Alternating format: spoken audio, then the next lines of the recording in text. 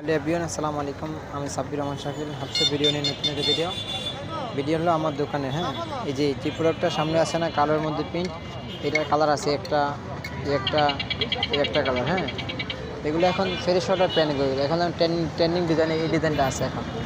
ঠিক আছে, মেয়েদের ফুল অনেক চয়েসফুল।